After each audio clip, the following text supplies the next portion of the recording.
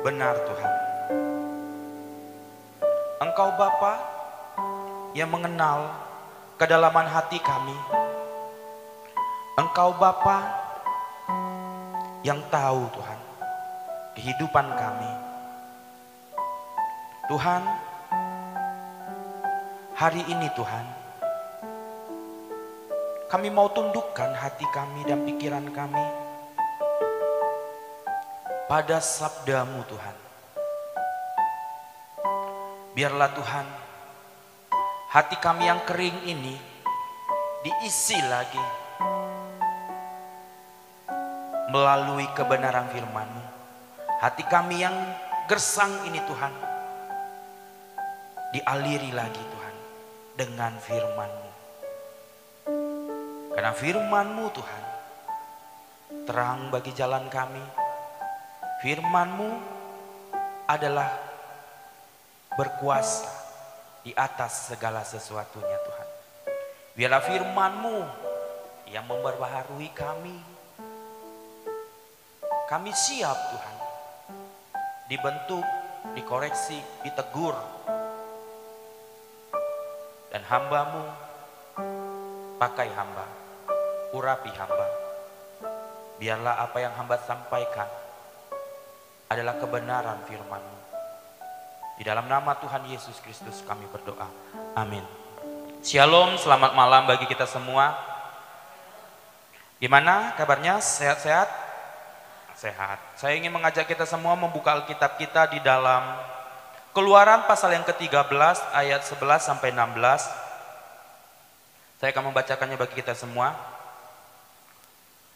Apabila engkau telah dibawa Tuhan ke negeri orang Kanaan, seperti yang telah dijanjikannya dengan sumpah kepadamu dan kepada nenek moyangmu, dan negeri itu telah diberikannya kepadamu, maka haruslah kau persembahkan bagi Tuhan yang segala yang lahir terdahulu dari kandungan, juga setiap kali ada hewan yang kau punyai beranak pertama kali, anak jantan yang sulung adalah bagi Tuhan.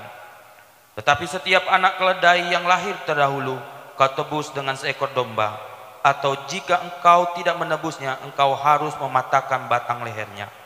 Tetapi mengenai manusia, setiap anak sulung di antara anak-anakmu laki-laki haruslah kau tebus.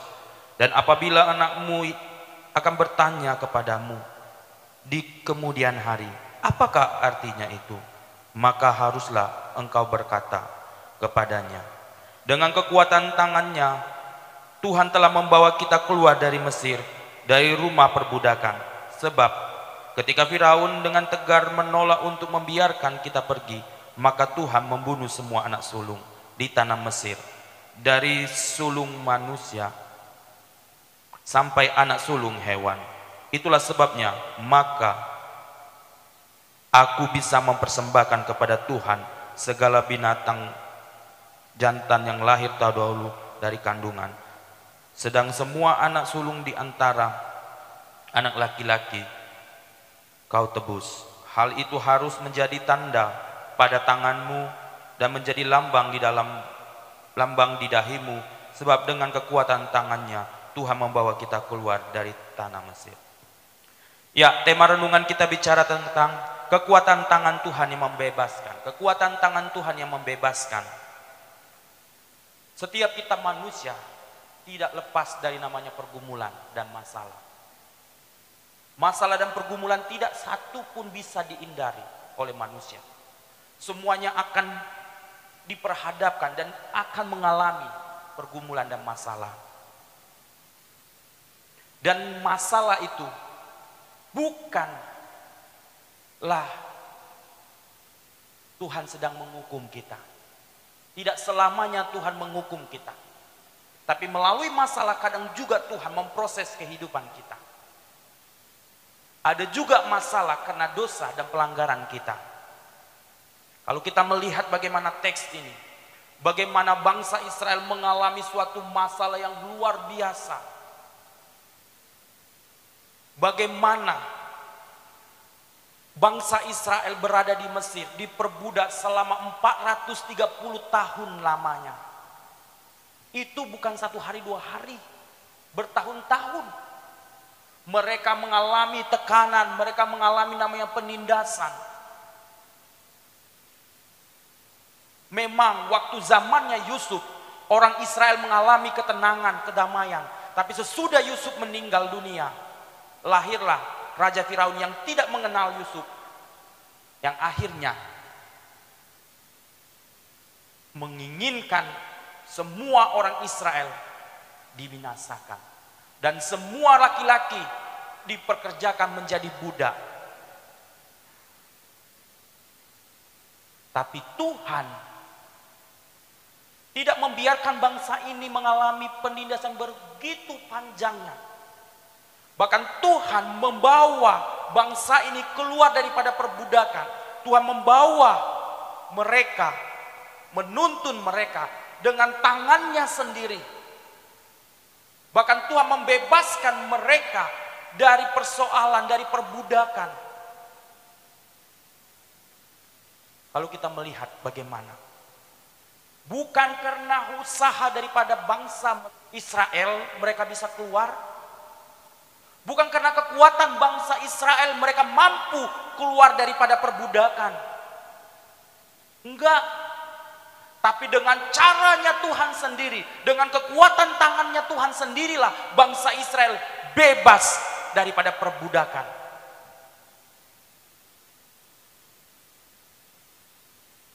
Bangsa Israel tidak berperang melawan bangsa Mesir. Tapi bagaimana Tuhan memakai Musa mengadakan suatu tulah bagi bangsa Mesir. Tulah satu masih belum jerah Raja Firaun. Tulah kedua, tulah ketiga, sampai tulah ke-10 barulah Raja Firaun melihat bahwa Allah yang disembah oleh Nabi Musa, oleh bangsa Israel adalah Allah yang berkuasa. Tidak ada satupun yang sanggup menghindari dari kehebatan dan kedahsyatannya Allah. Dari sini kita belajar juga yang pertama, bahwa Allah yang kita sembah adalah Allah yang kreatif. Bangsa Israel keluar daripada perbudakan, keluar dari tanah Mesir, tidak dengan instan. Ada tahap demi tahap yang dia lewati. Dan Raja Firaun tidak menginginkan bangsa ini keluar begitu saja. Tapi kita lihat bagaimana Tuhan membawa bangsa Israel dengan caranya sendiri. Tuhan mengirimkan tulah pertama, tulah kedua, dan seterusnya. Bangsa Israel pada waktu tulah ke-10 tidak ada satupun anak daripada bangsa Israel yang mati. Tapi orang-orang Mesir mengalami suatu kematian. Ini menunjukkan bahwa Allah yang disembah oleh orang Israel adalah Allah yang kreatif, Allah yang mampu menolong bangsa Israel. Jadi dalam hidup ini kita boleh punya pergumulan yang sama, tapi Tuhan bisa membawa kita keluar dari masalah dan pergumulan kita dengan cara yang unik. Berbeda cara Tuhan kerjakan, bisa membawa kita keluar dari masalah. Tuhan bisa pakai apa saja untuk menolong kehidupan kita. Tuhan bisa pakai burung gagak.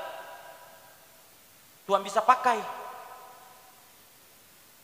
orang yang tidak mengenal Tuhan untuk menolong kehidupan kita. Itu membuktikan bahwa Allah yang kita sembah adalah Allah yang benar-benar kreatif. Dia tidak berfokus pada satu cara saja. Kalau kita lihat ketika bangsa Israel dikejar, di depan mereka Laut Tebraun, di belakang bangsa Mesir. Tuhan memakai tongkat untuk Musa suruh pukul. Laut itu terbelah. Waktu di padang gurun, ketika bangsa Israel mengalami suatu kehausan, Tuhan tidak memakai tongkat itu lagi. Tetapi apa? Dengan kayu yang kecil dilemparkan. Ini menunjukkan bahwa Allah kita adalah Allah yang kreatif. Allah kita menyelesaikan segala masalah tidak tanggung-tanggung. Setengah-setengah tidak, tapi dia menyelesaikan seluruhnya. Selesai. Berbeda dengan moto penggadaian. Tahu moto penggadaian? Menyelesaikan masalah tanpa masalah. Betul nggak masalah kita selesai? Enggak, Bapak Ibu. Harus ada yang kita gadaikan di sana.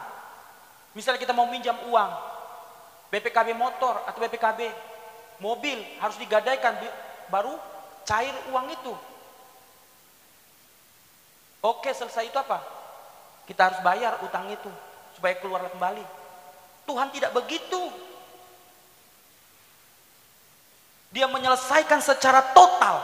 Ketika bangsa Israel keluar, apakah Tuhan tanggung-tanggung menyelesaikannya? Enggak. Dia bereskan semuanya dengan caranya yang ajaib.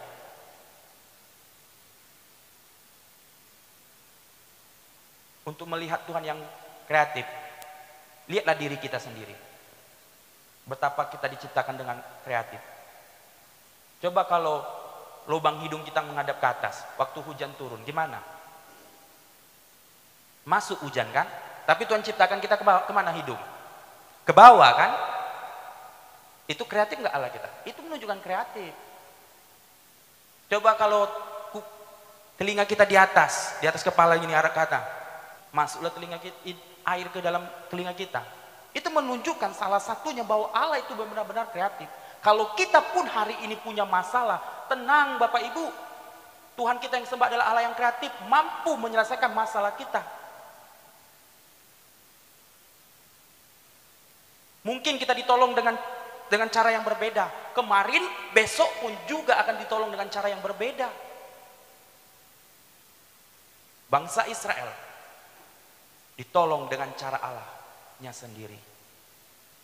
Menunjukkan bahwa Allah di dalam Yesus Kristus adalah Allah yang kreatif. Yang kedua, dengan kekuatan tangan Tuhan yang membebaskan ini mengajarkan kita untuk kita mengutamakan Dia.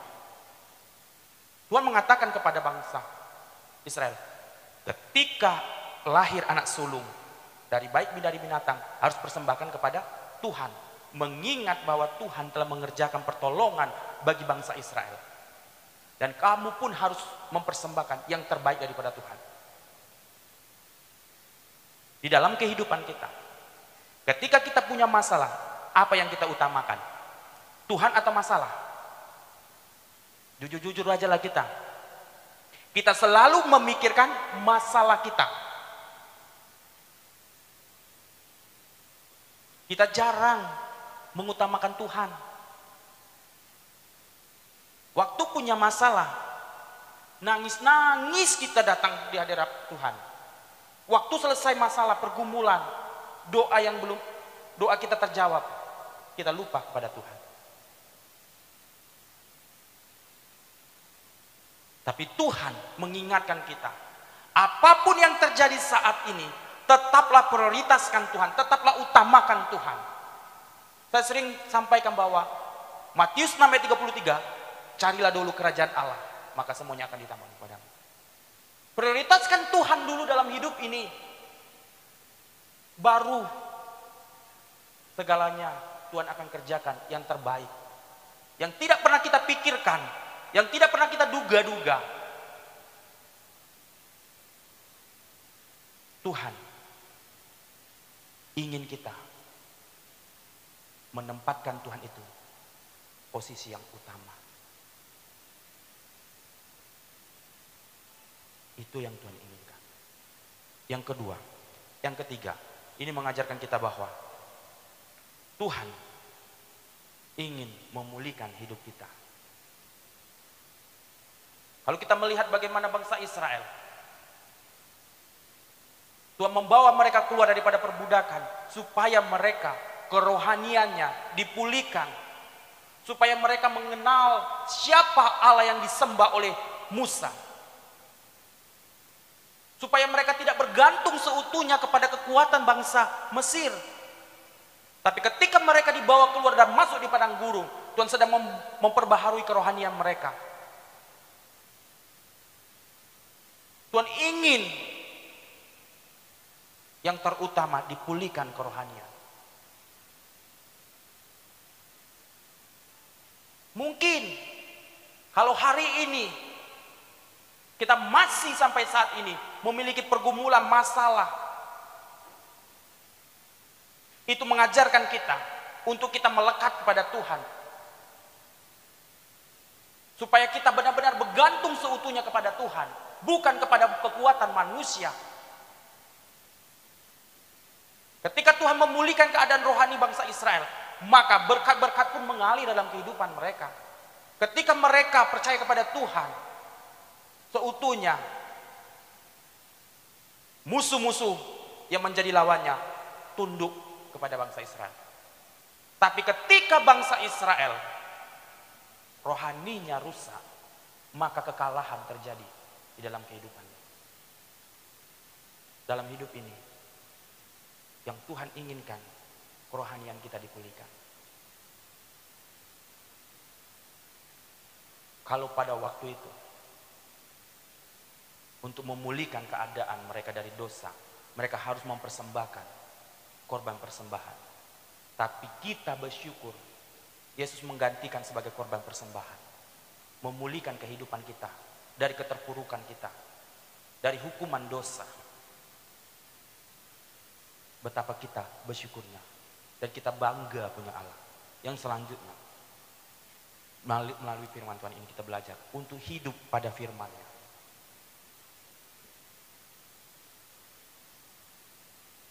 Musa mengatakan, kamu harus lakukan ini sesuai dengan firman Tuhan. Tuhan menginginkan kita selalu hidup seturut dengan firman-Nya. Lakukan segala sesuatu yang kita kerjakan ini jangan berdasarkan pikiran kita, jangan berdasarkan isi hati kita, tapi apa yang kita kerjakan haruslah berdasarkan sesuai dengan firman Tuhan.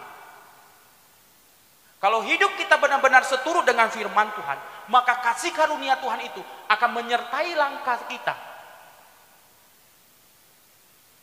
Kalau kita hidup sesuai dengan firman Tuhan, kita nggak akan pernah merasa ketakutan di dalam hidup ini. Kita tidak akan pernah cemas di dalam hidup ini. Karena Tuhan sendiri yang berjanji akan menyertai kehidupan kita kalau kita benar-benar hidup sesuai dengan firman Tuhan.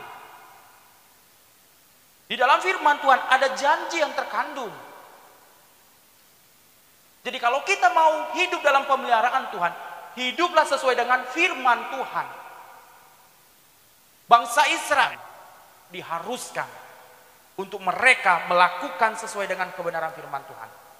Kalau kita baca di ayat selanjutnya, di pasal-pasal selanjutnya, kalau engkau mendengarkan firman Tuhan, maka berkat akan mengalir dalam kehidupan mereka. Tapi kalau mereka tidak sesuai dengan firman Tuhan, kesusahanlah yang akan terjadi. Di dalam kehidupan kita pun, Tuhan akan membebaskan kita, menyelesaikan masalah kehidupan kita, kalau kita hidup melekat pada firman Tuhan. Jadi dalam hidup ini, firman Tuhan mengajarkan kita bahwa Allah yang kita sembah adalah Allah yang kreatif. Masalah kita boleh sama, tapi jalan keluar itu bisa berbeda. Kalau pintu satu tertutup, Tuhan mampu membukakan 1000 pintu untuk menyelesaikan setiap pergumulan yang terjadi dalam hidup ini. Yang kedua, mengajarkan kita untuk kita memfokuskan hidup kita dan melekatkan diri pada firman Tuhan. Untuk kita selalu bergantung seutuhnya pada Tuhan. Itu yang Tuhan inginkan. Hanya Tuhanlah yang sanggup memulihkan keadaan kita. Manusia terbatas kekuatannya. Tapi Tuhan tidak pernah terbatas untuk memberikan jalan keluar dalam setiap pergumulan yang terjadi dalam hidup kita. Amin buat kebenaran firman Tuhan. Mari kita berdoa. Bapa kami dalam kerajaan surga, terima kasih Tuhan untuk kebenaran firman-Mu, bahwa Engkau Allah yang kami sembah adalah Allah yang berkuasa, berotoritas di atas segala sesuatunya.